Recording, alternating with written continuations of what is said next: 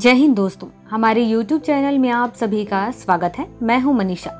दोस्तों, कई सारे लोग ऐसे हैं जो डिप्टी कलेक्टर या एसडीएम बनना चाहते हैं और वो लोग ये सोचते हैं कि इसमें आखिर फिजिकल रिक्वायरमेंट क्या है।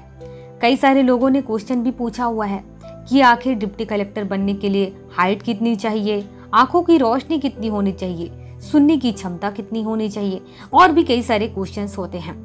तो आज के इस वीडियो में आपको इन्हीं सभी चीजों की जानकारी देने वाली हूँ, तो वीडियो को लास्ट तक जरूर देखिएगा। अब हम बात करते हैं सबसे इम्पोर्टेंट चीज की हाइट कितनी चाहिए होती है। दोस्तों, आप सभी को यह जानकर खुशी होगी कि डिप्टी कलेक्टर एसडीएम बनने के लिए आपको आपकी हाइट के बारे में सोचने की जरूरत ही नहीं है, क्योंकि इसमें हाइट की कोई रिक्वायरमेंट नहीं है। आपकी हाइट चाहे जितनी हो, आप डिप्टी कलेक्टर एसडीएम बनने के लिए एलिजिबल हैं। काफी सारे लोगों के मन में यह क्वेश्चन आ रहा होगा कि हमने तो सुना था कि डिप्टी कलेक्टर बनने के लिए 5 फुट हाइट होनी ही चाहिए, 6 फुट होनी चाहिए, 5 फुट 4 इंच होना चाहिए, वगैरह वगैरह। तो आप सभी को बता दूं, ऐसा कोई भी रिक्वायरमेंट नहीं है। ऐसे कई सारे डिप्टी कलेक्टर हैं जिनकी हाइट बहुत कम रही है, उसके बाद भी वो डिप्टी कलेक्टर बने हैं। मध्य प्रदेश में, उत्तर प्रदेश में, राजस्थान में, बिहार में, ऐसे अलग अलग जगहों पर मैं कई सारे एग्जाम्पल आपको बता सकती हूँ। इसी वजह से आप इसके बारे में बिल्कुल भी ना सोचें कि आपकी हाइट कम है या बहुत ज़्यादा है, इस वजह से आप डिप्टी कलेक्टर नहीं बन पाएंगे। आप जरूर बन पाएंगे। अब हम बात करते हैं देखने, सुनने और बोलने की क्षमता को लेकर के। सबसे पहले बात करते हैं देखने को लेकर के। दोस्तों, अगर आपको देखने में कोई परेशानी होती है या आपको बिल्कुल दिखाई नहीं देता है, मतलब कि आपकी आंखों की रोशनी है ही नहीं, उसके बाद भी आप डिप्टी कलेक्टर बन सकते हैं।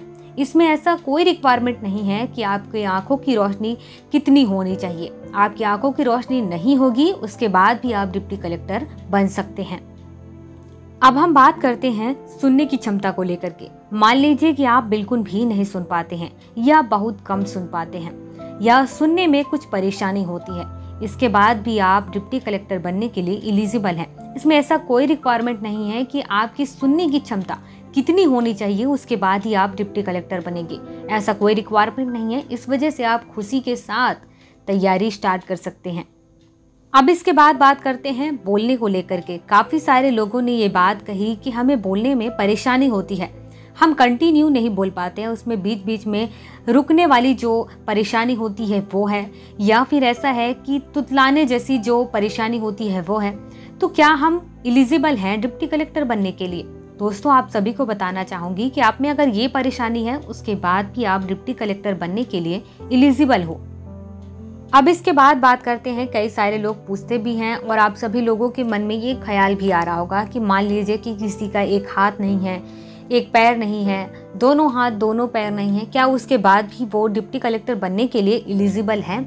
या कोई उंगली नहीं है, ऐसे कई सारे होते हैं। तो अगर बॉडी का कोई भी पार्ट नहीं है, इसके बाद भी आप डिप्टी कलेक्टर बनने के लिए एलिजिबल हो। ऐसे कोई रिक्वायरमेंट नहीं होती है कि आपके हाथ पैर सही सलामत ही हो। आपके पास आपका दिमाग होना चाहिए, आप में वो जुनून होना चाहिए और वहाँ तक पहुँचने की क्षमता होनी चाहिए। उसके अलावा और कुछ नहीं चाहिए होता है। आपका ज्ञान काफ़ी होता है डिप्टी कलेक्टर बनने के लिए और उनके रिक्वायरमेंट के हिसाब से। अब इसके बाद हम बात करते हैं कुछ छोटे मोटे क्वेश्चंस के बारे में। काफ़ी सारे लोग पूछते हैं कि एक बात बताइए कि मेरे दांतों में कुछ खराबी हो गई थी और मैंने उस दांत को हटवा दिया है या नया दांत लगवाया है, तो क्या डिप्टी कलेक्टर बनने के लिए मैं एलिजिबल हूँ? तो आप सभी को मैं बताना चाहूँगी कि ऐसी कोई रिक्वायरमेंट नहीं होती कि आपको दांतों में कोई परेशानी है, इसकी वजह से आप डिप्टी कलेक्टर नहीं बन पाएंगे। आप बेशक बन पाएंगे। तो इसलिए आप अपने दिमाग से ये बात तो निकाल ही दें कि दांतों की परेशानी की वजह से आप डिप्टी कलेक्टर नहीं बन पाएंगे। अब इसके बाद कई सारे लोग यह भी पूछते हैं कि मेरा कोई छोटा मोटा ऑपरेशन हुआ है, कहीं हाथ पे हुआ है, कहीं पैर पे हुआ है, कहीं छोटी मोटा ऑपरेशन पेट में हुआ है, तो क्या मैं एलिजिबल हूँ? जी हाँ, आप एलिजिबल हो। लेकिन इसके साथ ही आपको जानकारी देना चाहूँगी कि मान लीजिए कि आपकी बॉडी में कोई बड़ा ऑपरेशन हुआ है, जैसे हार्ट से रिलेटेड है, या फिर आपके हाथ या पैर की कोई हड्डी उड्डी टूट गई थी, इसके वजह से कोई बड़ा ऑपरेशन हुआ है, तो इसकी जानकारी आपको देनी होगी। अब इसके बाद काफ़ी लोगों के मन में क्वेश्चन आ रहा होगा कि बड़ा ऑपरेशन हुआ है, इसकी जानकारी देनी होगी, तो फिर उसके बाद क्या होगा? क्या हमें निकाल दिया जाएगा? तो दोस्तों ऐसा कुछ भी नहीं होता है। ऑपरेशन होने की जानकारी इसलिए देनी होती है कि वो फिर अच्छे से चेक करते हैं।